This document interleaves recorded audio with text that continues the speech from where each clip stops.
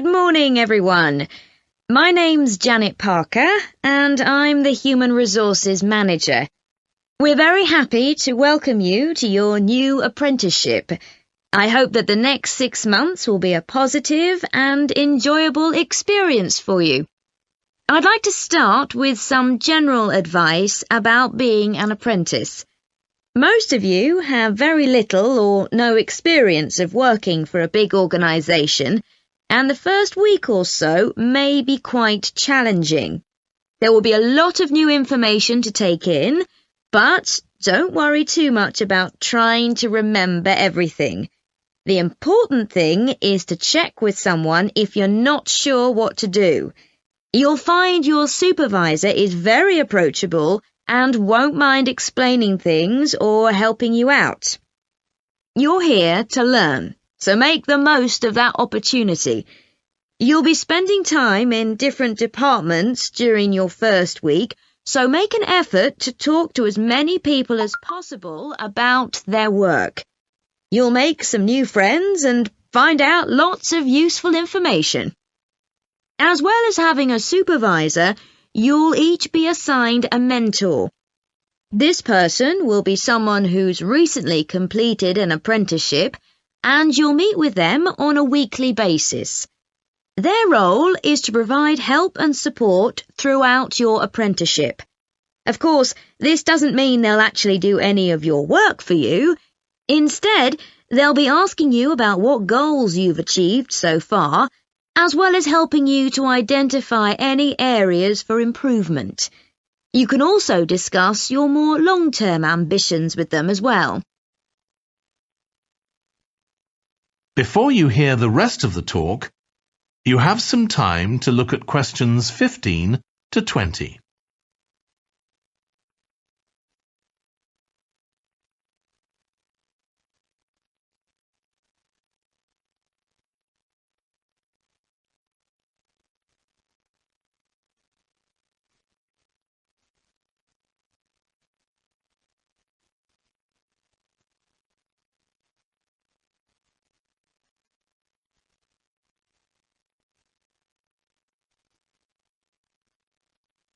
Now listen and answer questions 15 to 20. Now, I just want to run through a few company policies for our apprenticeship scheme with you. Most importantly, the internet. As part of your job, you'll be doing some research online, so obviously you'll have unlimited access for that. But please don't use it for personal use. You'll have your own phones for that. Some of you have already asked me about flexible working. After your probationary 3-month period, some of you will be eligible for this, but it will depend on which department you're in and what your personal circumstances are, so please don't assume you'll automatically be permitted to do this. I want to make sure there's no confusion about our holiday policy. Apart from any statutory public holidays, we ask that you don't book any holidays until after your 6-month apprenticeship has finished. Time off should only be taken if you are unwell. Please speak to your supervisor if this is going to be a problem. You'll be expected to work a 40-hour week, but there may be opportunities to do overtime during busy periods. Although you're not required to do this, it can be a valuable experience, so we advise you to take it up if possible.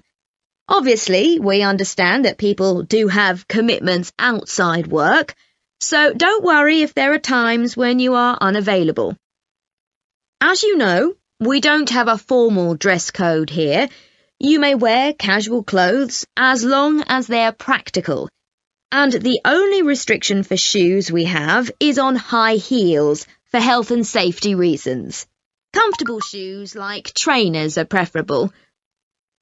There's a heavily subsidised canteen on site where you can get hot meals or salads cheaply.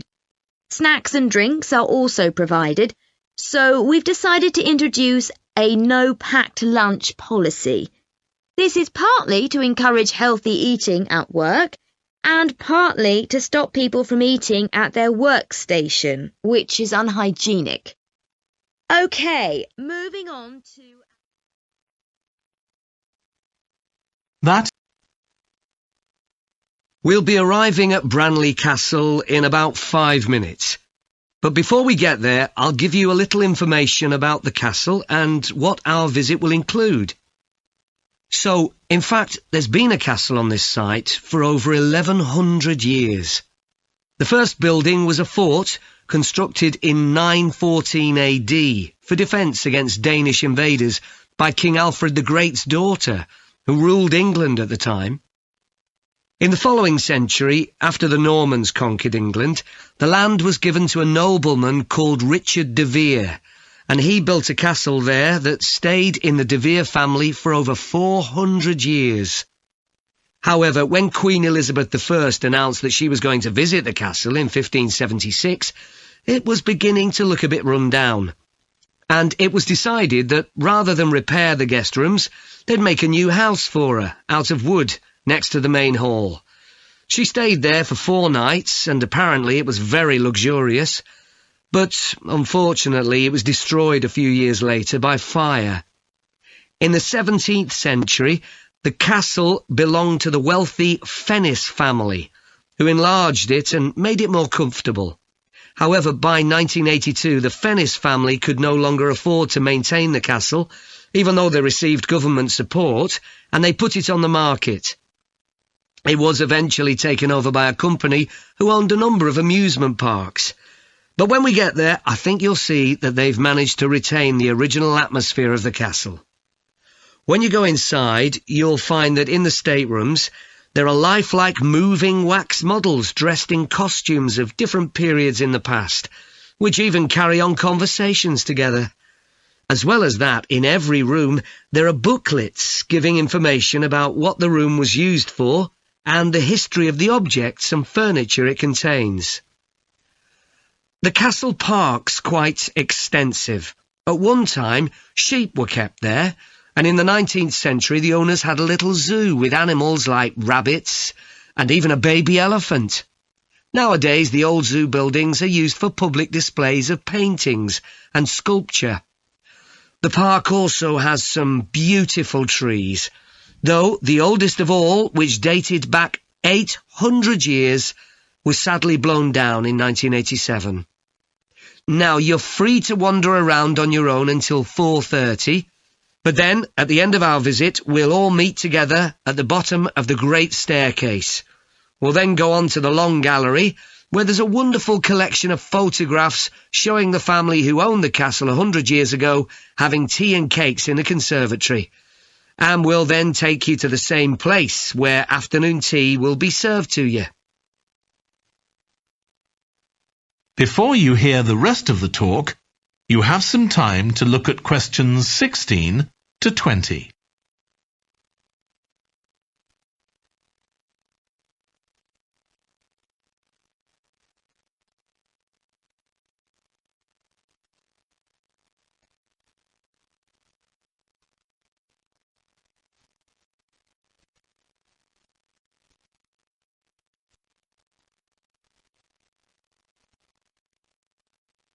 Now listen and answer questions 16 to 20. Now, if you can take a look at your plans, you'll see Branley Castle has 4 towers joined together by a high wall, with the river on 2 sides. Don't miss seeing the Great Hall. That's near the river in the main tower, the biggest one, which was extended and redesigned in the 18th century. If you want to get a good view of the whole castle, you can walk around the walls. The starting point's quite near the main entrance. Walk straight down the path until you get to the south gate, and it's just there. Don't go on to the north gate. There's no way up from there.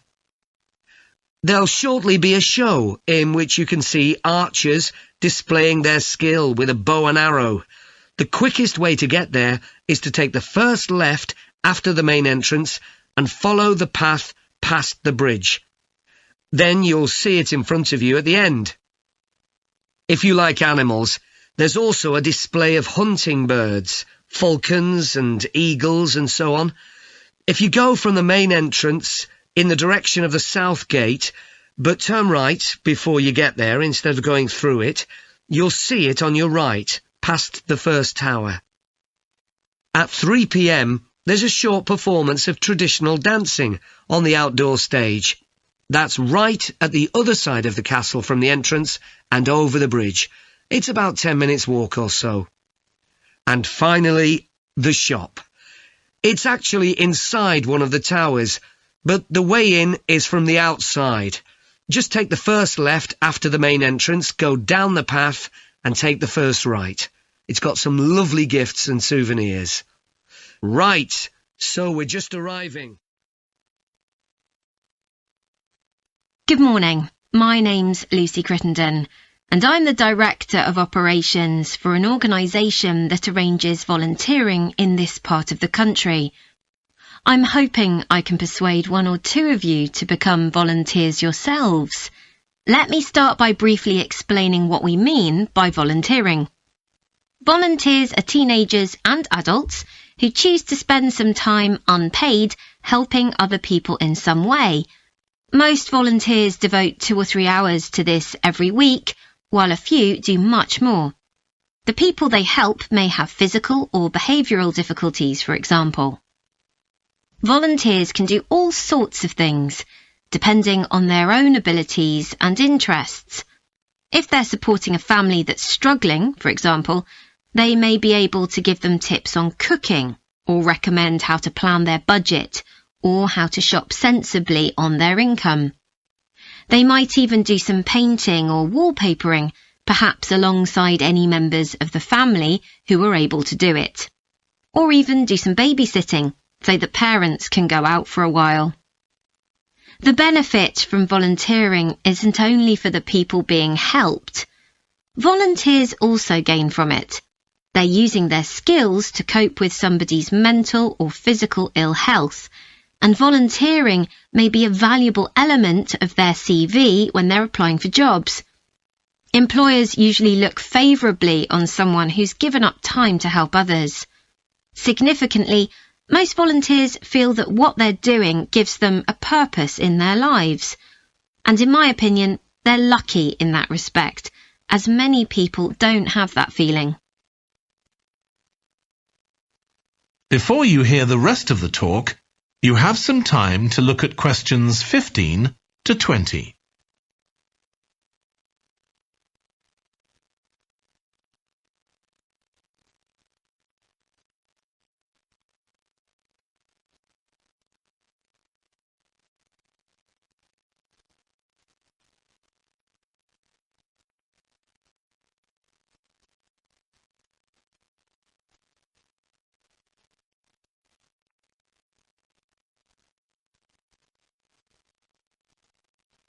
Now listen and answer questions 15 to 20.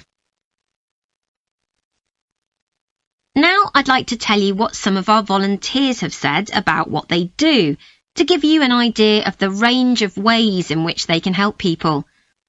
Habib supports an elderly lady who's beginning to show signs of dementia. Once a week they, along with other elderly people, go to the local community centre where a group of people come in and sing. The songs take the listeners back to their youth, and for a little while they can forget the difficulties that they face now. Our volunteer Consuela is an amazing woman. She has difficulty walking herself, but she doesn't let that stop her. She helps a couple of people with similar difficulties who had almost stopped walking altogether. By using herself as an example, Consuela encourages them to walk more and more. Min visits a young man who lives alone and can't leave his home on his own, so he hardly ever saw anyone. But together they go out to the cinema or to see friends the young man hadn't been able to visit for a long time. Tanya visits an elderly woman once a week. When the woman found out that Tanya is a professional dressmaker, she got interested. Tanya showed her some soft toys she'd made, and the woman decided to try it herself. and now she really enjoys it and spends hours making toys. They're not perhaps up to Tanya's standard yet, but she gains a lot of pleasure from doing it. Alexi is a volunteer with a family that faces a number of difficulties. By calmly talking over possible solutions with family members, he's helping them to realise that they aren't helpless and that they can do something themselves to improve their situation. This has been great for their self-esteem. And the last volunteer I'll mention, though there are plenty more, is Juba. She volunteers with a teenage girl with learning difficulties who wasn't very good at talking to other people. Juba's worked very patiently with her, and now the girl is far better at expressing herself and at understanding other people. OK, I hope that's given you an idea of what volunteering is all about. Now I'd like to talk to you about... Hello everyone, I'm Jake Stevens and I'm your rep here at the hotel. I'm sure you'll all have a great time here. So, let me tell you a bit about what's on offer. I'll start by telling you about some of the excursions that are available for guests. One thing you have to do while you're here is go dolphin watching. On our boat trips, we pretty well guarantee you'll see dolphins. If you don't, you can repeat the trip free of charge. We organise daily trips for just €35. Unfortunately, there aren't any places left for this afternoon's trip, but come and see me to book for later in the week. If you're energetic, I'd recommend our forest walk. It's a guided walk of about 7 kilometres. There'll be a stop halfway, and you'll be provided with a drink and sandwiches. There's some fairly steep climbs up the hills, so you need to be reasonably fit for this one, with good shoes. Oh, and bring a waterproof in case it rains. It's just €25, all-inclusive, and it's every Wednesday. Then on Thursdays, we organise a cycle trip, which will give you all the fun of biking without the effort. We'll take you and your bike up to the top of Mount Lana and leave you to bike back. It's a 700-metre drop in just 20 kilometres, so this isn't really for inexperienced cyclists, as you'll be going pretty fast. And if it's a clear day, you'll have fantastic views. On our local craft tour, you can find out about the traditional activities in the island. And the best thing about this trip is that it's completely free. You'll be taken to a factory where jewellery is made, and also a ceramics centre. If you want, you can buy some of the products, but that's entirely up to you. The trip starts after lunch on Thursday, and you'll return by 6 p.m. If you're interested in astronomy, you may already know that the island's one of the best places in the world to observe the night sky.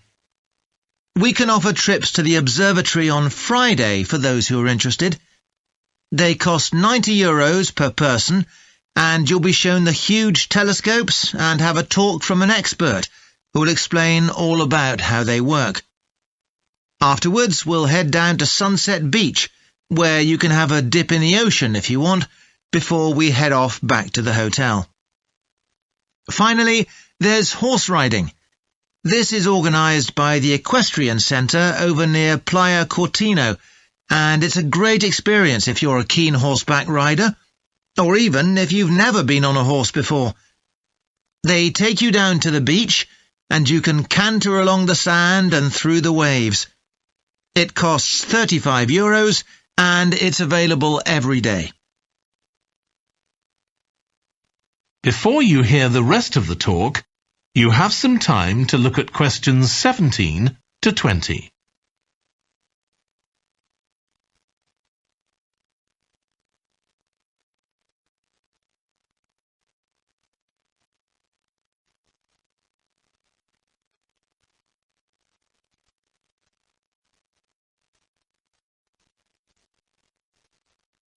Now listen and answer questions 17 to 20.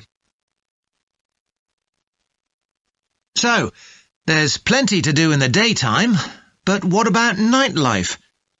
Well, the number one attraction's called Musical Favourites.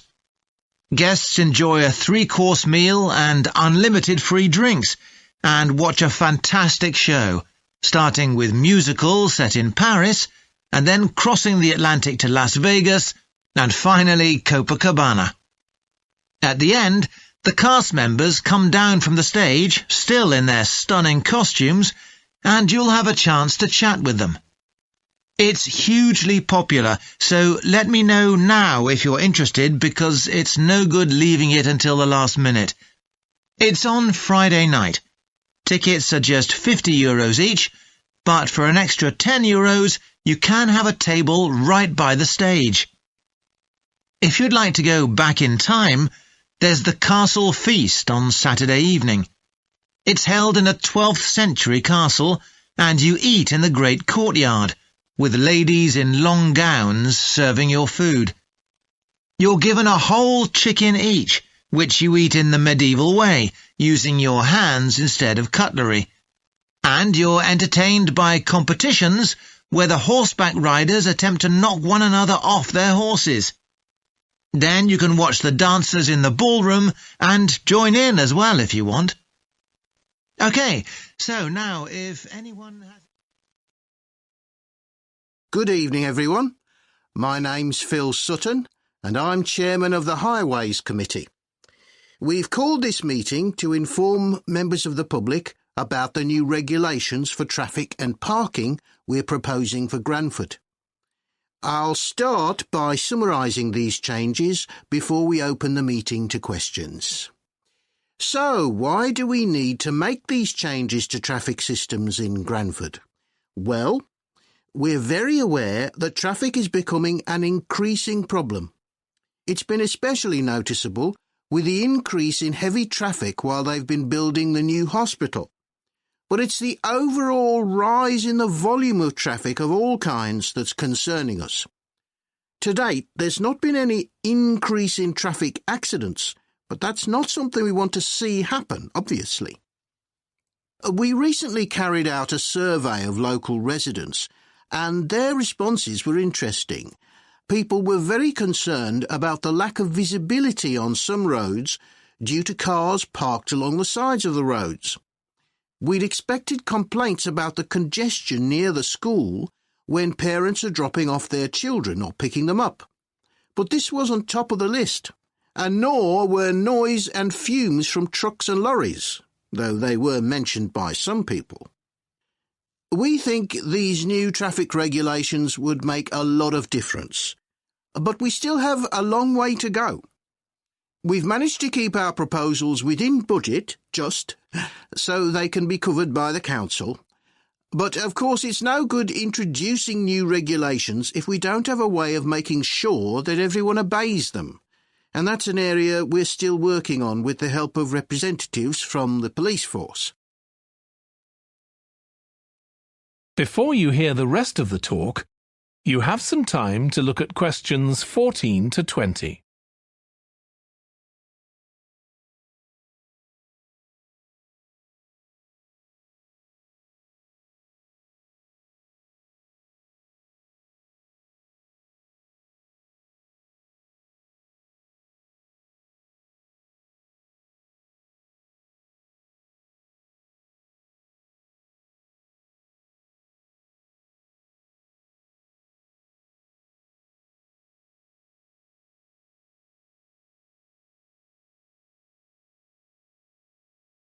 Now listen and answer questions 14 to 20. OK, so this slide shows a map of the central area of Granford with the High Street in the middle and School Road on the right. Now, we already have a set of traffic lights in the High Street at the junction with Station Road, but we're planning to have another set at the other end at the School Road junction to regulate the flow of traffic along the High Street. We've decided we definitely need a pedestrian crossing. We considered putting this on School Road, just outside the school, but in the end we decided that could lead to a lot of traffic congestion. So we decided to locate it on the High Street, crossing the road in front of the supermarket. That's a very busy area, so it should help things there. We're proposing some changes to parking. At present, parking isn't allowed on the High Street outside the library, but we're going to change that and allow parking there, but not at the other end of the High Street near School Road. There'll be a new no parking sign on School Road, just by the entrance to the school, forbidding parking for 25 metres. This should improve visibility for drivers and pedestrians, especially on the bend just to the north of the school. As far as disabled drivers are concerned, at present they have parking outside the supermarket, but lorries also use those spaces, so we've got 2 new disabled parking spaces on the side road up towards the bank. It's not ideal, but probably better than the present arrangement. We also plan to widen the pavement on School Road. We think we can manage to get an extra half metre on the bend just before you get to the school, on the same side of the road. Finally, we've introduced new restrictions on loading and unloading for the supermarket, so lorries will only be allowed to stop there before 8 a.m. That's the supermarket on School Road. We kept to the existing arrangements with the High Street supermarket. OK, so that's about it. Now, Thanks for coming, everyone. Okay, so this meeting is for new staff and staff who haven't been involved with our volunteering projects yet. So, basically, the idea is that we allow staff to give up some of their work time to help on various charity projects to benefit the local community. We've been doing this for the last 5 years, and it's been very successful. Participating doesn't necessarily involve a huge time commitment. The company will pay for 8 hours of your time. That can be used over 1 or 2 days all at once, or spread over several months throughout the year. There are some staff who enjoy volunteering so much, they also give up their own free time for a couple of hours every week. It's completely up to you. Obviously, many people will have family commitments and aren't as available as other members of staff. Feedback from staff has been overwhelmingly positive. Because they felt they were doing something really useful, nearly everyone agreed that volunteering made them feel more motivated at work. They also liked building relationships with the people in the local community and felt valued by them. 1 or 2 people also said it was a good thing to have on their CVs. One particularly successful project last year was the Get Working project. This was aimed at helping unemployed people in the area get back to work. Our staff were able to help them improve their telephone skills, such as writing down messages and speaking with confidence to potential customers, which they had found quite difficult. This is something many employers look for in job applicants, and something we all do without even thinking about every day at work. We've got an exciting new project starting this year. Up until now, we've mainly focused on projects to do with education and training, and we'll continue with our reading project in schools and our work with local charities. But we've also agreed to help out on a conservation project in Redfern Park. So if any of you fancy being outside and getting your hands dirty, this is the project for you. I also wanted to mention the annual Digital Inclusion Day, which is coming up next month. The aim of this is to help older people keep up with technology. And this year, instead of hosting the event in our own training facility, we're using the ICT suite at Hill College, as it can hold far more people. We've invited over 60 people from the Silver Age Community Center to take part, so we'll need a lot of volunteers to help with this event. If you're interested in taking part, please go to the volunteering section of our website and complete the relevant form. We won't be providing any training for this, but you'll be paired with an experienced volunteer if you've never done it before. By the way, don't forget to tell your manager about any volunteering activities you decide to do. Before you hear the rest of the talk, you have some time to look at questions 17 to 20.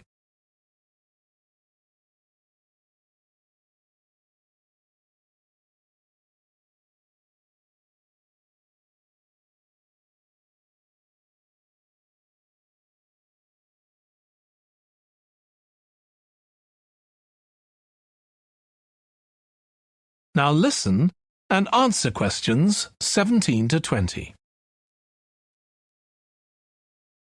The participants on the Digital Inclusion Day really benefited. The majority were in their 70s, though some were younger, and a few were even in their 90s. Quite a few owned both a computer and a mobile phone, but these tended to be outdated models. They generally knew how to do simple things like send texts, but weren't aware of recent developments in mobile phone technology. A few were keen to learn, but most were quite dismissive at first. They couldn't see the point of updating their skills. But that soon changed. The feedback was very positive. The really encouraging thing was that participants all said they felt much more confident about using social media to keep in touch with their grandchildren, who prefer this form of communication to phoning or sending emails. A lot of them also said playing online games would help them make new friends and keep their brains active. They weren't that impressed with being able to order their groceries online, as they liked going out to the shops, but some said it would come in handy if they were ill or the weather was really bad. One thing they asked about was using tablets for things like reading newspapers. Some people had been given tablets as presents, but had never used them. So that's something we'll make sure we include this time. That is the end of section 2. So, if you're one of those people who hasn't found the perfect physical activity yet, here are some things to think about which might help you make the right decision for you. The first question to ask yourself is whether you would enjoy training in a gym. Many people are put off by the idea of having to fit a visit to the gym into their busy day. You often have to go very early or late, as some gyms can get very crowded.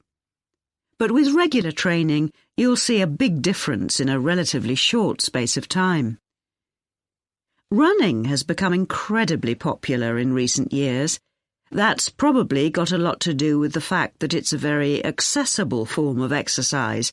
Anyone can run, even if you can only run a few meters to begin with. But make sure you get the right shoes. It's worth investing in a high-quality pair, and they don't come cheap. Another great thing about running is that you can do it at any time of day or night. The only thing that may stop you is snow and ice. Swimming is another really good way to build fitness. What attracts many people is that you can swim in an indoor pool at any time of year.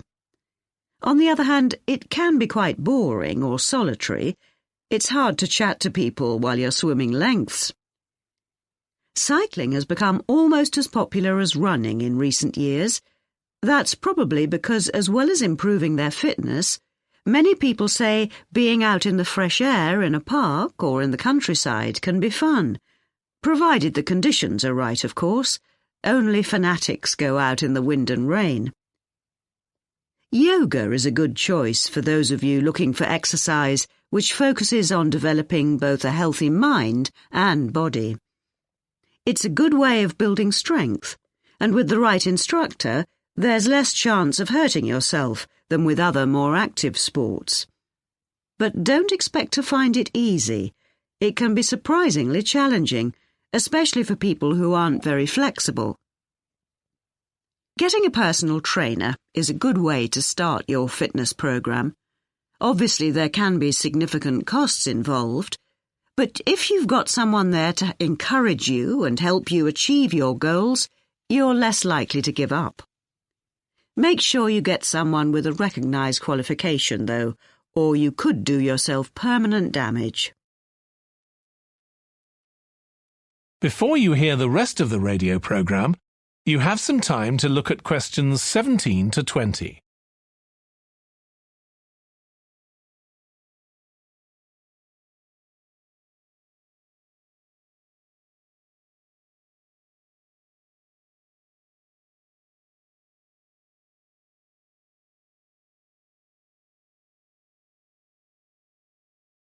Now listen and answer questions 17 to 20. Whatever you do, don't join a gym unless you're sure you'll make good use of it. So many people waste lots of money by signing up for membership and then hardly ever go. What happens to their good intentions? I don't think people suddenly stop caring about improving their fitness or decide they have more important things to do. I think people lose interest when they don't think they're making enough progress. That's when they give up hope and stop believing they'll ever achieve their goals. Also, what people sometimes don't realise when they start is that it takes a lot of determination and hard work to keep training week after week, and lots of people don't have that kind of commitment. One thing you can do to help yourself is to set manageable goals. Be realistic and don't push yourself too far. Some people advise writing goals down, but I think it's better to have a flexible approach. Give yourself a really nice treat every time you reach one of your goals.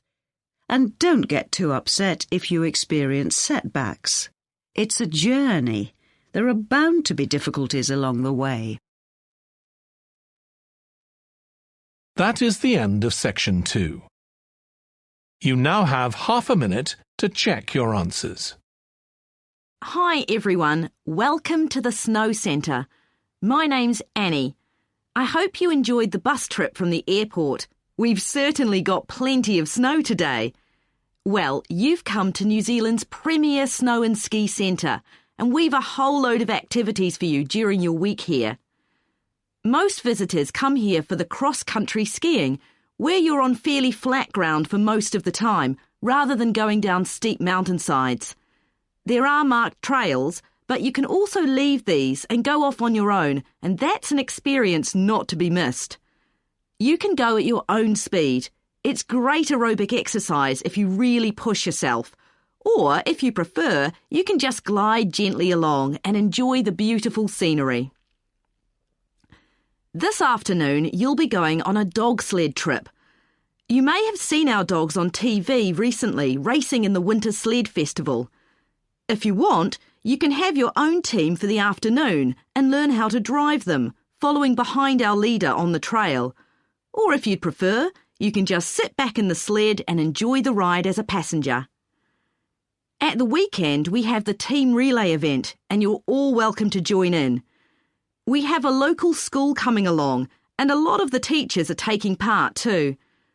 Participation rather than winning is the main focus, and there's a medal for everyone who takes part. Participants are in teams of 2 to 4, and each team must complete 4 laps of the course. For your final expedition, you'll head off to Mount Frenna wearing a pair of special snowshoes which allow you to walk on top of the snow. This is an area where miners once searched for gold, though there are very few traces of their work left now. When the snow melts in summer, the mountain slopes are carpeted in flowers and plants. It's a long ascent, though not too steep, and walkers generally take a couple of days to get to the summit and return. You'll spend the night in our hut halfway up the mountain. That's included in your package for the stay. It's got cooking facilities, firewood and water for drinking. For washing, we recommend you use melted snow, though, to conserve supplies. We can take your luggage up on our snowmobile for you for just $10 a person. The hut has cooking facilities, so you can make a hot meal in the evening and morning, but you need to take your own food. The weather on Mount Frenna can be very stormy. In that case, stay in the hut. Generally, the storms don't last long. Don't stress about getting back here to the centre in time to catch the airport bus. They'll probably not be running anyway. We do have an emergency locator beacon in the hut, but only use that if it's a real emergency, like if someone's ill or injured. Before you hear the rest of the talk, you have some time to look at questions 17 to 20.